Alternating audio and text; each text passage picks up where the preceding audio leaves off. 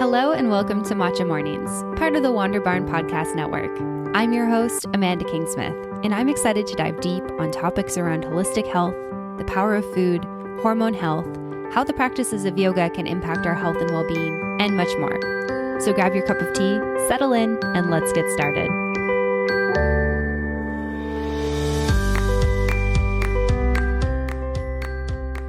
Hello, everyone, and welcome back to another episode of the Matcha Mornings podcast. I'm super excited that you're joining me for today's episode of the show.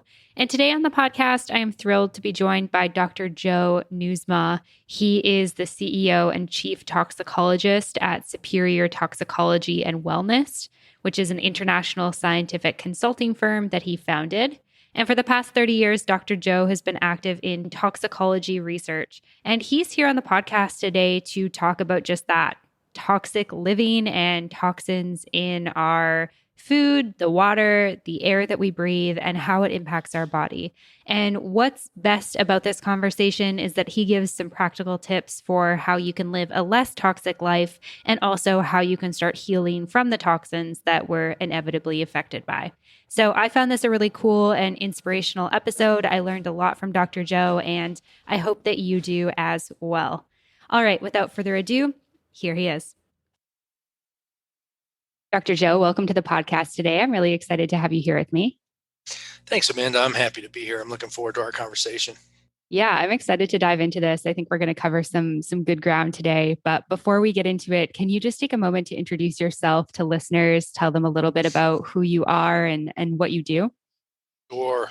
My name's Joe Nieusma. I have a PhD in toxicology, and I have 30 years of experience in human exposure to pharmaceuticals, to chemicals, and to microbials. And I've worked in chemical industry, I've worked in academics, I've worked in pharmaceuticals, and I've had my own consulting practice for almost 20 years now. So I've been around the block a couple times, getting a little long in the tooth, but my mantra has really evolved into being finding new ways to solve old problems. There's not a lot of people doing that. So that's really what I like to focus on, whether it's in wellness, whether it's in getting people off of drug products, whether it's in water purification, whether it's in just about anything else. That's how I like to look at things, is finding new ways to solve old problems. So that's me in a nutshell. Yeah, I love that. Short and sweet. And I'm curious if you can tell me a little bit about like what drew you to this area. Like when you were, a teenager deciding what you wanted to study, how did you end up in toxicology? Oh, that's really an easy one. As a teenager, my father was an oral surgeon. So in the medical field, I always grew up thinking medical field's kind of cool. I'm going to grow up and be a doctor. And I was an athlete, and I loved the lure of orthopedics. So when I was in high school and going to college, I was thinking, I'm going to be an orthopedic surgeon, and so I went to college and I majored in biology and minored in chemistry as a pre-med. And when I was done with college around the late 80s, I took the MCATs, which is the medical college admission tests, and I applied to 8 medical schools and 2 graduate programs. Because my last couple years in college, I'd gotten what's called a co-op position for Dow Chemical. I was going to college in Michigan. And so I was hanging out with PhDs, and they were doing research on pesticides and herbicides. So then they were saying, well, apply to a couple graduate schools too. Good advice, because in the late 80s, I had average MCAT scores, and I had very little extracurricular activities of significance, and medical schools really didn't touch me. So applied to 8 medical schools and 2 graduate programs. I got into 2 graduate programs, one in Colorado and one in Richmond, Virginia, at the Medical College of Virginia. So my thought was, okay, I'll go get a PhD in toxicology and then come back and work for Dow Chemical. And so I came to Colorado and did my graduate school here, and realized that coming from Michigan in the Midwest, that you could actually see the sun between November and April.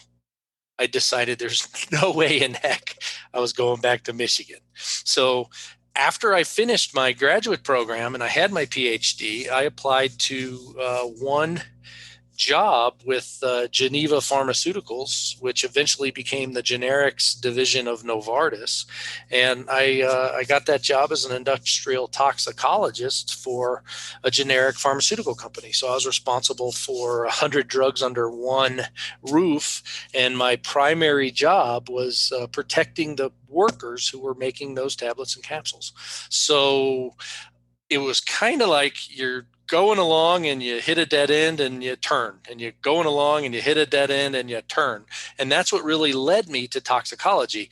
The influence of the folks that were working at Dow Chemical was huge. And as it turns out, it's actually an excellent decision because, as I get older and you're exposed to different ways and means in life, I've kind of found out I really am not fond of sick people. And that would have been problematic if I'd have become a physician. So, in another nutshell, that's how I got into toxicology. But the science of toxicology is fascinating because it's a whole picture approach. And in order to be a good toxicologist, you have to have a vast and broad understanding of all of the other sciences.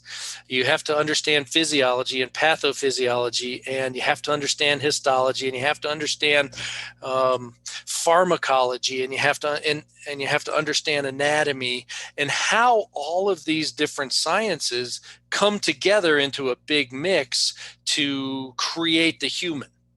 Because the human is extremely complex, and it's not ever about going along and bumping into one thing that could hurt you. It's never that way. It's a whole picture approach because humans, I think I'm preaching to the choir here, but humans live in a soup of toxic exposure. There's bad stuff that can hurt you in the air that you breathe, in the water that you drink, in the food that you eat, and in the environment in which we hang out. And, we could break all that down, talk about whatever you want, but the fact of the matter is toxicology is the basis to understand how you can get out of that hugely detrimental situation that over time we've put ourselves in as human beings. Does that make sense? Mm-hmm. Yeah, absolutely. Yeah, for sure. And I think it's kind of interesting, like you just kind of, I think like you just grow up and you're just doing your thing. And then at some point you have this realization about different things. And I think for me, it was like, having some challenges with digestion in my early 20s kind of led me to be like, okay, I need to look at what is in food and make more responsible choices. I'd never really had to consider that before. And then had the same thing happen with, hormones. And I feel like it's just got me on this journey where it's like I just keep diving deeper and deeper into how I can live like a cleaner, healthier life. And it's like the deeper you go, the more you realize that there's and the more you find. Yeah, exactly. And there's so many things that you just and don't realize are toxic. Mm-hmm. Yeah, and food has changed. I mean, the food that our parents and grandparents had in the 30s, 40s, 50s, and 60s were so much healthier than what they call food that's on the shelves at supermarkets today. I mean, there's so much processing and there's so many chemicals and there's so many byproducts that you almost have to be a chemist by training to read those food labels and know what you're putting in your body. And if you don't know that, then you could inadvertently be setting yourself up for problematic food related stuff. I mean, it's just like, who would think Diet Coke would make fat people fatter? I mean, that's like a crazy one, right? Like you're kind of like, isn't it? It's like called diet. Like you think in the title itself, it insinuates that it would be quote unquote better for you or like a diet food. And then you realize, what's happening with the chemicals that they're using and how it works in the body. And you're like, oh, okay, we probably shouldn't be consuming this at all. And the thing about it, that's what the food industry wants people to believe. They don't care about anybody's health and happiness. They care about long-term customers, kind of like physicians. Nobody's interested in curing anything. They want people on their stuff that they make money from for a lifetime. And it's unfortunate that in this day and age, it's all buyer beware. Nobody is looking out for the little guy at the end of the line, the end user. Nobody is. And it's Mhm. the snack food industry created the 3 square meals a day. You need a breakfast, and you need a lunch, and you need a dinner. And the breakfast people came up with breakfast is the most important meal of the day. Make sure you don't skip breakfast. And it's just, it depends on what school of thought you get into for like intermittent fasting. And then there's the school of thought that says if you eat more small meals a day, and it's there's I guess the way to say this is scientifically, because I've done a bit of expert witnessing, so this is I think it's very true. Scientifically, you can find the evidence to support a pro or a con statement on just about any issue.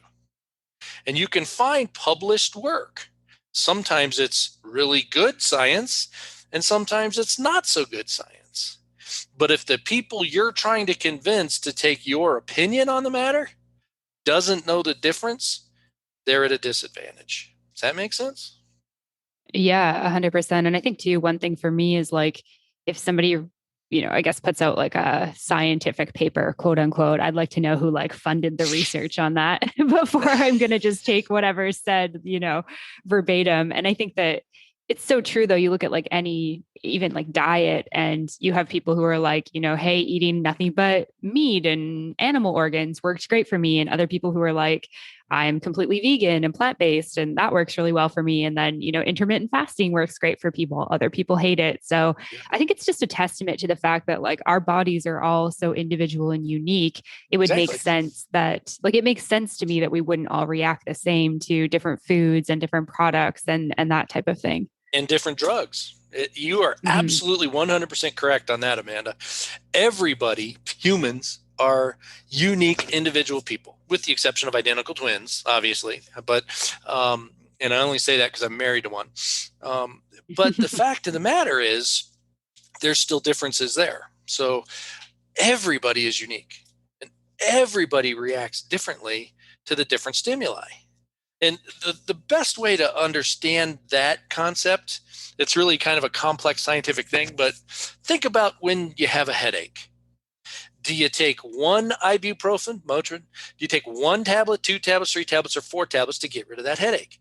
Somebody who takes one and can get rid of that headache is chemical sensitive. Somebody that takes four has has faster metabolic capabilities and process that drug through their body a lot faster. So they need more of it to achieve the therapeutic dose to take care of that pain and inflammation. But 2 different people can react very, very differently to ibuprofen, headache medicine. Now, Yeah. expand that to just about everything. Somebody is exposed to a contaminant in drinking water. Different people handle it differently. Somebody's exposed to a contaminant in air they breathe. Different people handle it differently. Some people are exposed to, let's say, chemicals in hair dye or shampoo or the newest conditioner that comes out or the laundry detergent. And different people can have different exposures to all of those chemicals. The fact of the matter is, most people say, oh, well, shampoo, hair dye, dishwasher soap, dish soap, laundry soap, those are all good chemicals. And that's where you say, is there such a thing as a good chemical or a bad chemical or just a chemical? And that's where toxicology comes into play again, because one of the mantras of toxicology is the dose makes the poison. Mm. Obviously, if like cyanide, which is really seriously toxic, gets to a high enough level, it's going to kill people. But the thing about it is water, universal solvent of life. If water is present in high enough concentration, it'll also kill people. The dose makes the poison, and the other flip side of that, you can be exposed to cyanide at a very low concentration, and it's quite innocuous. Cyanide's used very commonly in the gold mining industry to purify the ore, and there is little to no effects of it. So the dose makes the poison. That's a very simplistic statement. When you think about what we just talked about, everybody reacts differently to the different chemical stimuli.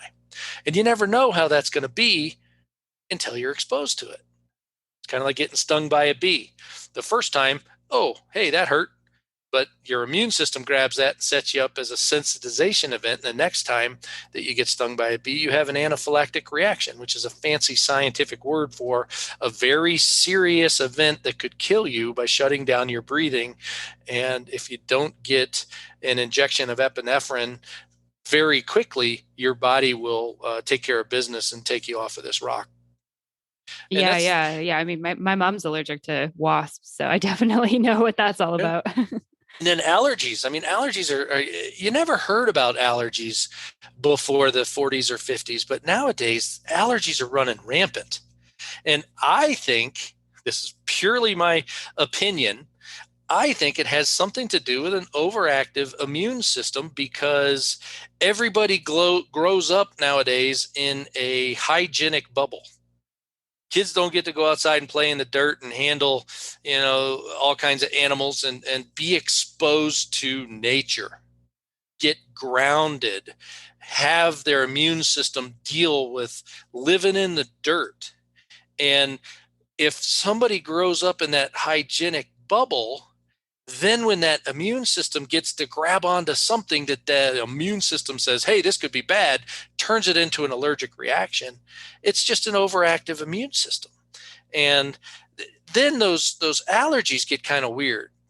Have you heard of the latex allergy, like the rubber gloves that make people break out and they get rashes on their hands and stuff? It's very common in the medical industry. Have you heard about that? Yeah, yeah, I've heard that people have that, and I thought to And myself that it's that was kind of a strange allergy. Well, the latex is a natural product.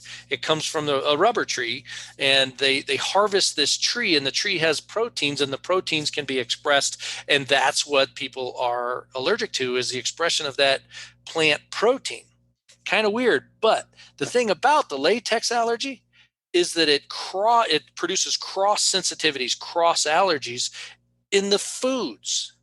Like, it's very common for somebody with a latex allergy to also be allergic to something like kiwi fruit. Now, how completely screwy is that? And how do you predict it? You just can't Yeah.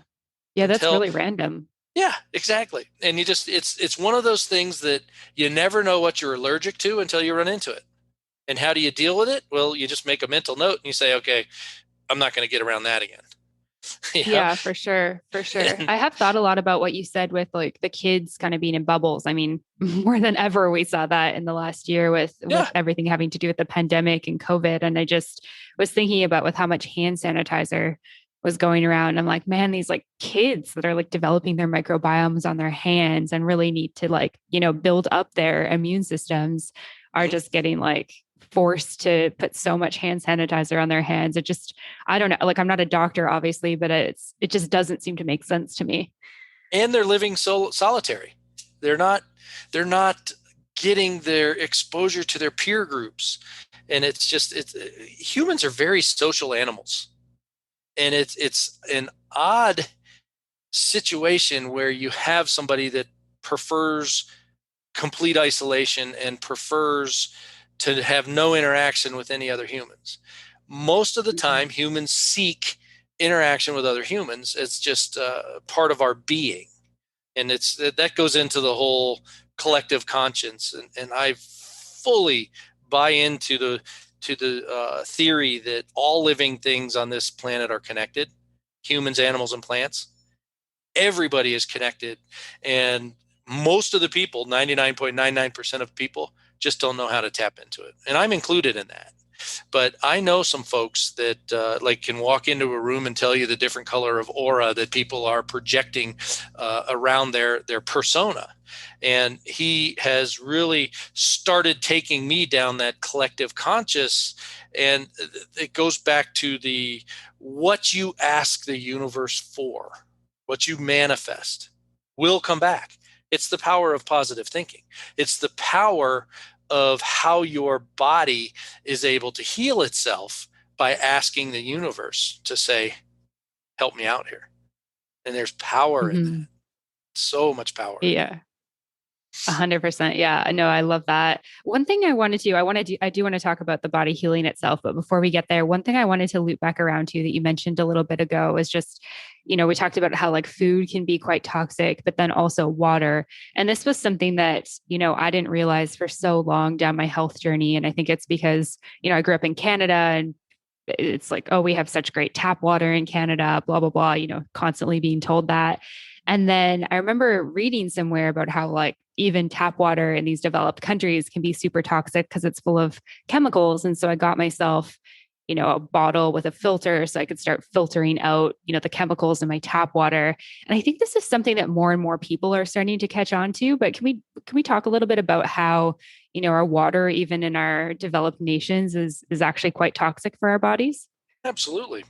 I'm actually the North American, so United States and Canada importer for a water purification product that comes out of the Netherlands called Twin Oxide, and it's a chlorine dioxide product. The thing about chlorine dioxide, it's an up and coming water purification agent because most cities will purify their water using chlorine or chloramines. Chlorine puts carcinogenic disinfection byproducts in the water supply. Chloramines puts both carcinogenic and mutagenic disinfection byproducts in the water supply. When you pull chlorine and insert twin oxide, it takes out the disinfection byproducts. They go to zero. So the first thing you would do is eliminate all potentially carcinogenic byproducts from your waste, from your water stream that comes out of the plants. And the fact of the matter is, every single water treatment plant has biofilm. If you've ever cut into a pipe when you're working on your plumbing and you get that slimy mess around the inside of a pipe, that's biofilm. And what that is that's microbes, bacteria and viruses and protozoa and algae and molds and mildews and all that kind of stuff building up on the inside of the pipe. And they build a structure that protects the microbiome, all of those microbes. And the chlorine can't penetrate that biofilm. Then those bacteria grow and thrive. So even if the water plant is putting out pristine in-product water, it goes through these pipes to every individual house in the distribution system. And when it goes through those pipes, it gets re-inoculated with bacteria like E. coli and Listeria and Salmonella and Legionnaires and all of these different bacteria that can cause minor GI problems all the way up to fatalities based on the amount of bacterial load that someone gets and the current nutritional and health state of the victim or person that has that exposure to the bacteria. Now, using twin oxide in conjunction with chlorine, so you let chlorine do the heavy lifting on all of the microbes in the water in the plant. Then you just add a smidge of the chlorine dioxide product, the twin oxide, and the twin oxide starts working on that biofilm because that can get in and take that biofilm out of the equation. So I'm actually writing a paper right now on that exact subject. And what we have shown is that just a little bit of twin oxide in using with chlorine decreases what's called trihalomethanes, THMs. Trihalomethanes are where chlorine grabs onto a carbon and you have multiple chlorines and you have just a carbon or two, and those short chain molecules that are full of those halogens are what the carcinogenic species is. And when you have chlorine dioxide in the mix, those don't form.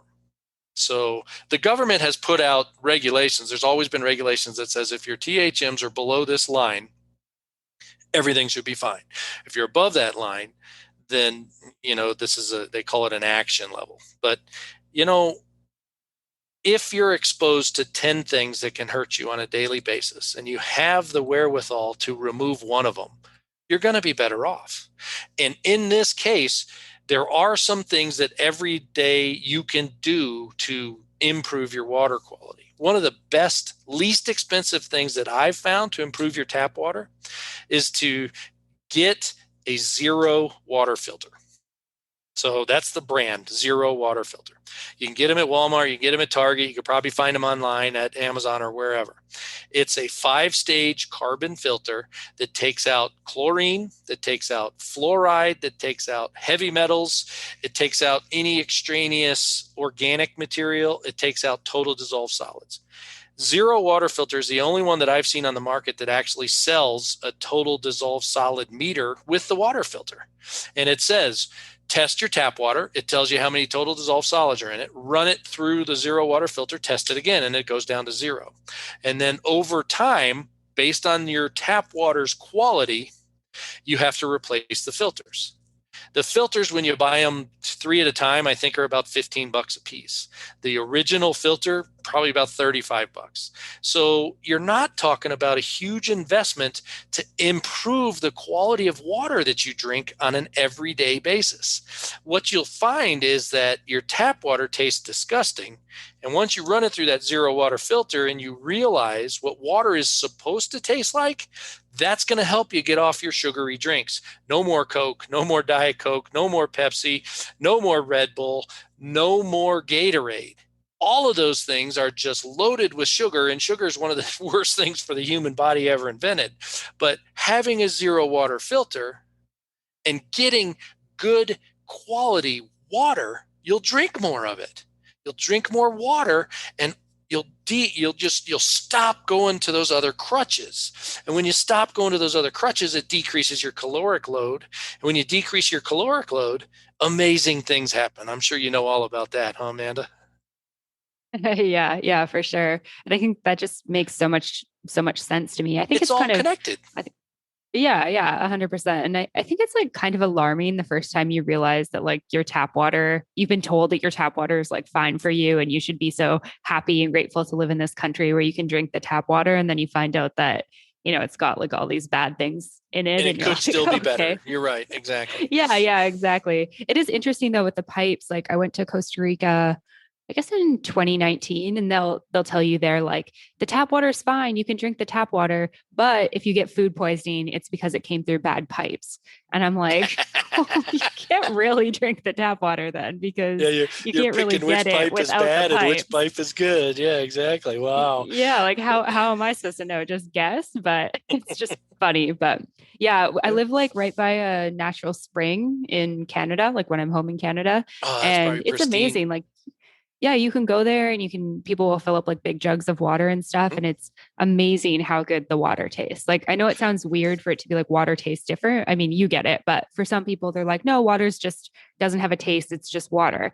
But It no, spring does. water actually like tastes so good. It's like your Yeah. body cells are like, I've been waiting for this. Exactly, because it's rich in earth minerals and nutrients, and it doesn't have any of the contaminants. The water at the top of the Rocky Mountains, whether you're in Colorado where I am or in Canada where you are, is the best in the system. And Hmm. nature has a way of purifying water. If you're ever around hiking in the mountains and you forgot your water filter, just look for a stream where you got a little bit of a waterfall and you have bubbling action, because that bubbling action from rock to rock, you can filter out the sticks and twigs with just about anything, but that flowing water is rich in ozone, nature's detoxification molecule, and you could drink right directly out of that stream and have probably a 99% chance of being absolutely just fine, because Hmm. of the natural aeration that goes on from that little waterfall and the movement of that water. That's how nature Yeah. cleans the water. And then the filtration through what looks like dirt, filtration through nature, through earth, is tremendously helpful to remove toxicants and other harmful substances from water. Water treatment plants use natural materials, carbon, coconut shells, any number of things that are ground up. A sand is very commonly used in water purification to remove organics and other contaminants. And then that water, you remove color, you remove tastes, you remove odors until you want that good, clean, crisp, just pure water. And the fact of the matter is, distilled water isn't really good for people either, because if someone were to drink a lot of distilled water, that water, which is devoid of all nutrients and minerals, would pull those minerals from the body. It's going from a period of high concentration to a period of low concentration. It's simple osmosis, which is a fancy science term for the movement of water. That's why you don't want to drink distilled water. When people first started bottling water and they made it ultra pure from, reverse osmosis membranes, and it was just water with nothing else in it, that's what they found, is that it leached your electrolytes out of the body. And that was problematic. So now all of a sudden you see bottled water that has added minerals and ions and nutrients and salts for taste. Well, it's not for taste. It's so it doesn't strip your body of the stuff that the body needs to be healthy. So that's just a little aside from the bottled water industry. But the zero water filter is really the cheapest, most effective way to improve your what you put in your body. Really, because without water, everybody's going to die very, very quickly. And if you're truly set on improving the quality of your health, start with that. Start with a zero water filter. That's the best thing that people can do. Mm-hmm. And then the second best thing is work on sleep. People always underestimate the value of sleep. If you can function on 6 or 7 hours, that's great. Most people need 8 or 9. And you need good sleep, because the body heals when it's at rest. When you're up and moving around and you're doing a workout, or you're working, or you're driving someplace, or you're under stressful conditions, there's no healing there. That's just sustenance. That's just getting by. That's providing the activity that the person is asking their body to provide to get through whatever it is they're getting through. The healing happens at rest. It's a very simple thing to think about, but if you don't get enough rest and you don't get enough hydration, you're setting yourself up for failure. But if you got the hydration and you get the rest, you're giving your body 2 major pieces of the puzzle to improve your health, wellness, and healing. Most people are dehydrated. Most people are sleep deprived. It's that simple. Hey everyone, we're just taking a quick break from the show to talk about Energy Bits. Energy Bits are spirulina tablets made of one ingredient, algae. Nothing added, nothing subtracted, just 100% plant-based algae nutrition. No sugar, no caffeine, no gluten, no soy, no additives, no GMOs, no preservatives, no binders, nothing artificial. Just 100% algae, 100% green, 100% healthy, and 100% pure. Pure and simple, the way food should be. They have high protein, high beta carotene, high iron, high chlorophyll, high antioxidants, and over 40 plus vitamins, including the B vitamins. They have electrolytes, including magnesium, potassium, and are a great source of essential fatty acids. Honestly, I could go on and on and on about how great Energy Bits are for you, and that's why I've decided to partner with them. If you want to learn more about Energy Bits or order some yourself, you can head on over to energybits.com to learn more. Use the code WANDERBARN to get 20% off your order. Once again, that's energybits.com and use the code WANDERBARN for 20% off your order. All right, back to the episode. Yeah. And we live in this society where people just the hustle is kind of glorified. And then people are just sustaining off of coffee and energy drinks and probably much worse things than that too. And it's just this vicious cycle of, you kind of have to intentionally pull yourself out of it and be like, okay, I'm going to, drink more water, make sure I'm hydrated and get, 8 hours of sleep a night. You can't go through your day by washing down a bag of chocolate donuts with a Red Bull. It just doesn't work in a sustainable manner. It's that simple. And, it's funny because most people in their 20s and 30s feel invincible. They don't really take care of themselves. And then, when the cows come home in your late 40s and early 50s, and you realize that you've been living on the edge a little bit too much. And I like to look at it as You wake up one day, you're 53 years old, you look in the mirror and you're staring at a fat guy and you wonder, what the hell happened to me? And that actually happened to me 14 months ago. I was looking at myself in the mirror and I'm like, holy mackerel. I was tipping the scale at 311 pounds. That's a big boy. Now, you got to understand, I am 6'2", always been large. I have my Dutch heritage from the Friesland Islands in the North Sea, which happen to be in the top 5% of the largest ethnic population in the world, size-wise. The Dutch people from that part of the world are huge. Not obese fat, just big. They're tall, they're of good stamina. So, I'm looking in the mirror 14 months ago and I'm like, oh my God, enough is enough. So I developed my Superior Toxicology Wellness mantra. And I just said, how do you help somebody that looks in the mirror, doesn't recognize who they're looking at, and you wake up just an enormously fat guy? And I said, well, first you got to get off the sugary beverages. And that's true. I was addicted to Red Bull. And I got off of Red Bull using Coke. I got off of Coke using water. And my hockey playing son would yell at me, stop drinking that stuff, drink more water. That helps too, to have somebody that loves you unconditionally, that wants you to be around to watch them grow up. So using that, I'm on water now. I drink water. I drink green tea. I have a brand of green tea that I love. It's called Matcha. And I have a glass of that. I mix it up in a big pitcher and then I drink it cold, because if I drink a hot beverage, I'm just over temperature the rest of the day. So I drink it cold, have a matcha, and I have a green tea, and then I drink, just bubbly water. It's like the fizzy water that you can get all over the place, or just plain water.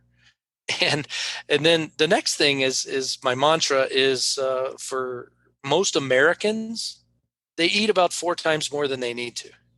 So I immediately changed to eat half and mostly plants.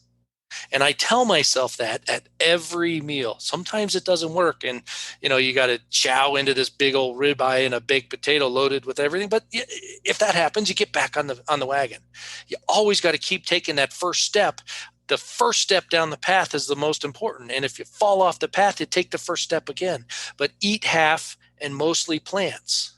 So you clean up the beverages, you get rid of the calorie trail from sugary drinks, and then you start eating half. And as you start to eat half, that's all you can eat. And then you do it again, you eat half of that. And the other thing is, once you start feeling better, you got to get some activity. Any activity is better than no activity. If you can walk, that's perfect. Walk at least a half hour, a couple days a week. If you can do it every day, that's even better. If you can't do that yet, just from your desk chair, do body weight squats. Get up and sit down, get up and sit down. Count them. If you can do 5, do that, write it down. If you can do 10, 20, 50, write it down. Try for 100 squats a day.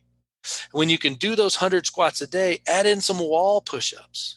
So you're working your lower body, you're working your upper body.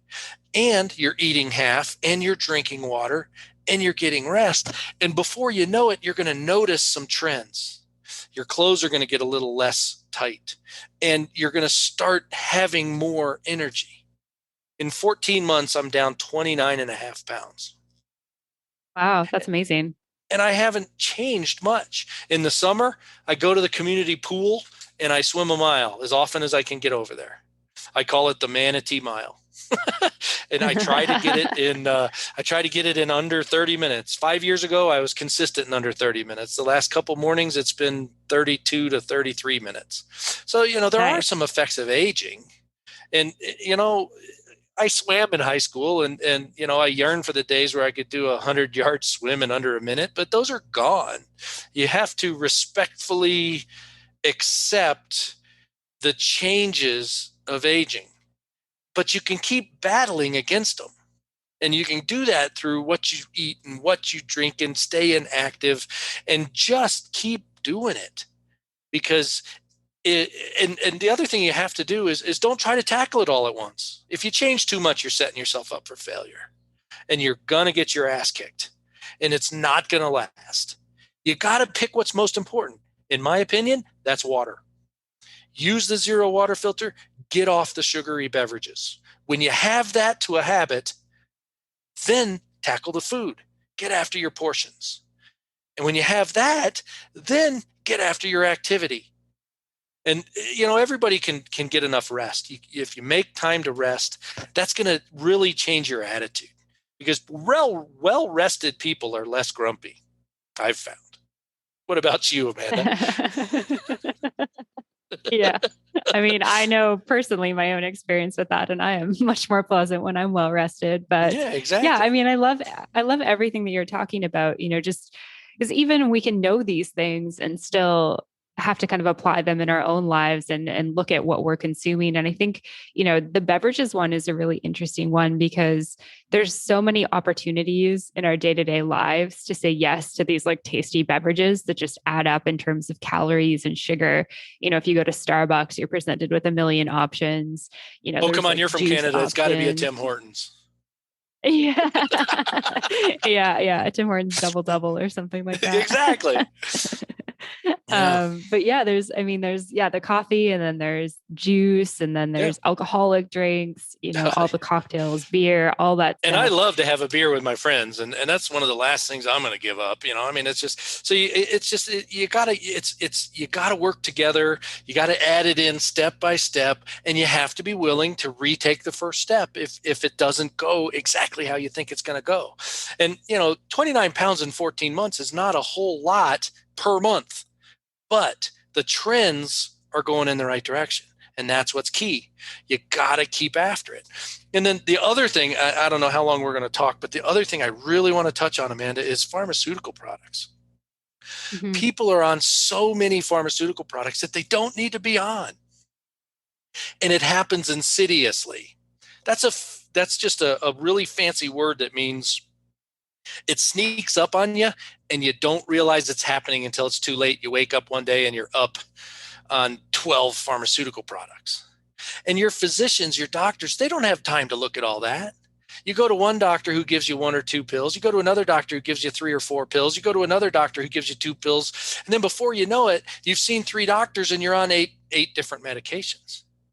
And the doctors may or may not know what the other people have put you on, and they're not thinking about what you were treated for, why you're on that kind of stuff. And it's such a mess in terms of what these drug products can do to your body. Everybody's seen the drug commercials on TV where they talk so fast you can't hear any of it. That's the lawyer speak, saying that this stuff could kill you, it could destroy your liver, it could ruin your heart, but you need it anyway. And that's where the physicians come into play, because they're not interested in curing anything. They're interested in long-term customers. Yeah. Yeah. I really connected with this a couple of years ago. I was at a CVS. I was living in Atlanta, and there was just I was just there to get, I don't know, some toiletry or something like that. And there was this long line for the prescription counter. It just was wrapping around the store. And I was just thinking, man, it's like so crazy that all these people are waiting for prescription medication. And I'd been working with a personal trainer just months before that who'd said, like, if I do my job well, then we don't need to keep working together, because I've taught you what you need to know to do this on your own for it to be sustainable. And I just connected with like how, these companies, like, just, they don't make any money if people aren't on these like month-to-month prescriptions. That's correct. And all these people are just waiting for these things. And in Western medicine is their pill mills. Yeah, exactly. The Western physicians are absolute pill mills. And I think solely Western trained physicians are arrogant, because they think that they're smarter than physicians trained in the natural product arts, because all of these small molecules that these drug companies develop come from small molecules that have been known about for centuries in Far Eastern medicine. So if they don't embrace the other body of knowledge and natural products and natural healings and holistic approaches to letting your body do what it's designed to do before they just write you a prescription, then you need a new doctor. And I actually have something that I want to talk about. It's called my HOPE program. and it stands for Health Optimization Prescription Evaluation. People can find it at my website, superiortoxicology.com, or they can Google Dr. Joe for Hope and you will find this program.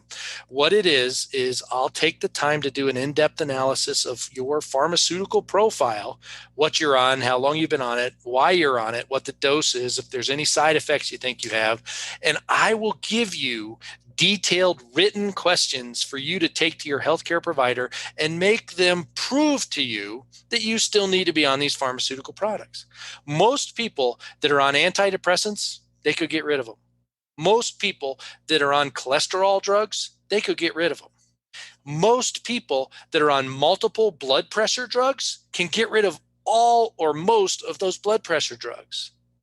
And they just don't realize it because people put 100% blind faith in their doctor's opinion. And most doctors are only as smart as the last drug rep that sat across their desk and made a presentation for the latest pill for the latest condition. And if you don't take the first steps to grabbing control of your own wellness, especially in the pharmaceutical realm, the doctors will leave you on these drugs until they destroy your liver or your kidneys and then your life.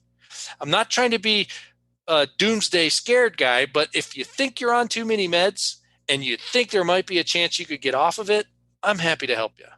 And I'm happy to talk to you about those drug products and find out why you're on them and why you're still on them, and have simple natural product related or just alternative approaches to doing the same things that a lot of doctors have put their faith in just a pill. And it can happen. It can change lives. I've seen it happen. I've seen somebody get their entire life back because they were so loaded up on an antidepressant and the doctor wasn't seeing the effect he wanted. So he kept jacking up the dose and jacking up the dose and jacking up the dose. And if you think about the human body like a dry sponge, the water is dripping into the sponge, that sponge can take a lot of water before it starts to overrun the sponge. Well, that's what the body does with these pharmaceutical products. It takes it and it jams it into various compartments. It jams it into intercellular space. It jams it into in the cells themselves. It jams it into adipose tissue, which is a fancy words for all of the fat that everybody has. And then when you squeeze that sponge and you see the water jump up all over the sponge and run all over your hand and down into the sink, well, if the human has a traumatic event in their life, something stressful, a car accident, they fall down, they cut themselves, that traumatic event is like squeezing that sponge. And everything that's been built up in your body, all of the pharmaceutical products, all of the toxins from food, all of the toxins from water that have been sequestered by your body to deal with later, because there's so many of them. When the body gets squeezed, all that stuff rushes back to the bloodstream, and you have to deal with the stressful event that's going on, but also the influence of all of these other xenobiotics. That's the fancy scientific word for something that's in your body that shouldn't be. It originates externally. All of these xenobiotics that are coming in, and all of them want to have their own stimulus and their own effect. And that's what's going on in these traumas. And it's just, let's just get through. Let's stop the bleeding. Let's get the airway going. Oh, by the way, we have to deal with your 14 years of an antidepressant, which is now all of a sudden back in the bloodstream. Does that make sense, or is that kind of clear as mud? Yeah, no, that definitely makes sense to me. And I think that that's great that you're doing that program, because I think that, there are a lot of people who turn to their doctors and their doctors kind of just point them in one direction, which is over-the-counter pharmaceuticals. And, maybe there's not like a natural way for everything. Maybe you do have to be on something, but I do think that it's worth looking at, like, is there a way to heal this naturally? Is there, a herbal remedy? Is there, could this be fixed by, like we've talked about, with food and water and sleep and that type of thing? And I think a good example that I'll just share briefly is my brother he got diagnosed with gout in one of his big toes. Mm-hmm. And he's young, like he just turned 30 like this year in 2021. And this was a couple of years ago even. So he would have been in his 20s. And so the doctor put him on, gout medication, which of course he had to take like every single day. And he was having all these side effects from it. And, of course, side effects mean more drugs. And my mom had seen this really great, this great doctor that had helped her heal naturally from leaky gut syndrome. And so she encouraged my brother to go, and he was like, yeah, we can just make some changes to your diet and we'll be able to heal this. And so he was able to come off his gout medication, and he's had like no symptoms since. And, unfortunately, there have been long-term side effects of this prescription drug that he took for years, but, hopefully that will be able to heal in the future too. So hopefully I that have a gives like maybe strategy for somebody that. out there some hope and that type of thing. Yeah, exactly. I have a strategy for that because I think, I'm not positive and I haven't looked it up, but I think a lot of the side effects from gout are dealing with there's a component of oxidative stress. And I know leaky gut syndrome also has some oxidative stress, which leads to chronic inflammation. And leaky gut is where a lot of the GI tract is just one cell thick, and a lot of these foods are very abrasive and tears that up, and through those holes, what's in your gut leaks into your intracellular spaces where it's not supposed to be. And the body recognizes that as foreign material and mounts an inflammation attack against it. So the oxidative stress, really, a lot of today's maladies, a lot of today's conditions, a lot of today's diseases can be traced back to a root in oxidative stress. And I can't tell people enough about carbon 60. You Google carbon 60, you'll find thousands of products online that are all about carbon 60. Carbon 60 is the planet's best antioxidant. The vitamins are great and they do the job, but carbon 60 is just head and shoulders above those. Like if vitamin C is a 1 on the antioxidant scale, then carbon 60 is a 60, because the vitamins are a biochemical approach, need some cofactors. They work once and then they're expended. The carbon 60 is a chemical reaction, and the carbon 60 molecule picks up hydrogens from its environment and can squelch these oxygen radicals, pick up another hydrogen, do it again. So if somebody were to supplement their body with carbon 60 to get in front of oxidative stress, then the body doesn't have to do the daily firefighting against the oxidative stress, and it has extra resources to put towards the problems that the body has. And the body knows where it needs to heal. And when it has resources, the body has the natural capacity to heal. So by supplementing with carbon 60, my favorite, the one that I think is the best one on the market, the best carbon 60 product, it's called C60 Complete. You can learn about it at c60complete.com. It's made by Live Longer Labs out of Colorado. But that product sets your body up so that you don't have to worry about the daily firefighting of breathing and making energy. And it helps your body turn the corner in the natural healing processes because it provides the extra resources to allocate to those areas where your body is deficient. Does that make sense? Yeah, no, I'm not familiar with this. Of course, I Googled it and I'll look at it a little bit later when we pop off. But yeah, Yeah, thank you sure. so I much was for the that. first credentialed professional that wrote a paper on why it works and how it works. And you could probably find it on that website or on the Live Longer Labs website. But I recommend that C60 Complete. My best friend takes C60 Complete on a regular basis, and he has gotten completely off his high blood pressure medicine. Completely. Wow, that's And amazing. it does things like it modulates the way your body handles sugar, so it's great for diabetics and pre-diabetics, and it helps for insulin resistance, and it helps in mental clarity with all of your neurodegenerative diseases. I mean, we've seen people take this product and the tremors from Parkinson's goes away. I know of, I'll tell this. I mean, my 81-year-old mom did 2 knee replacements over the last 3 or 4 years. The first one, she wasn't on C60. The second one, she was. And the second one, there was less pain, less inflammation, less swelling, and faster healing. I know of a retired OBGYN physician that was beginning to suffer from advanced macular degeneration. And what that is that's a growing blind spot in your field of vision. And there is no cure. And it's completely based on oxidative stress. Well, being a physician, she got a hold of the C60 product from Live Longer Labs, and she took a month's dose over a week, and it completely reversed her incurable macular degeneration. to the point where Yeah, the that's eye doctor incredible. had the before and after scans of her eye and the size of the blind spot.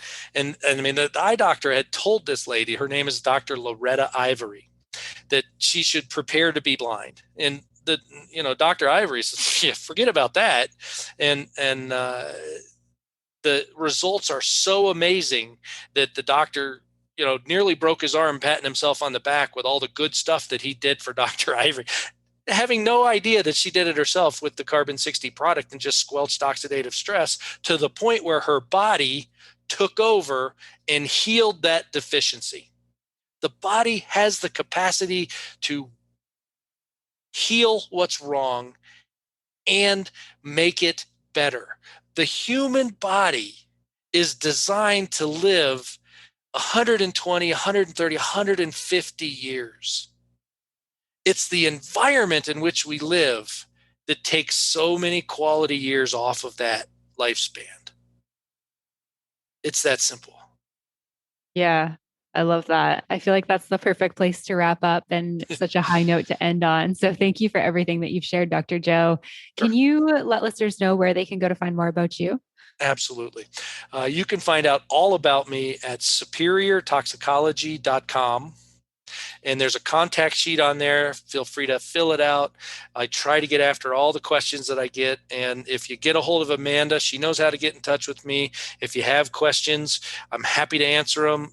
You can find the Hope program at superiortoxicology.com too, and you can click on the 5 or less drugs or 6 or more drugs and fill out the sheet, and we can talk about that. Happy to help. And if listeners come up with very specific topics that they want to go on a deeper dive on, I'm happy to come back, Amanda. I'm happy to talk about whatever people want to hear about. Amazing. Thank you so much for your time today. This has been really great. Thank you so much for having me. I appreciate it.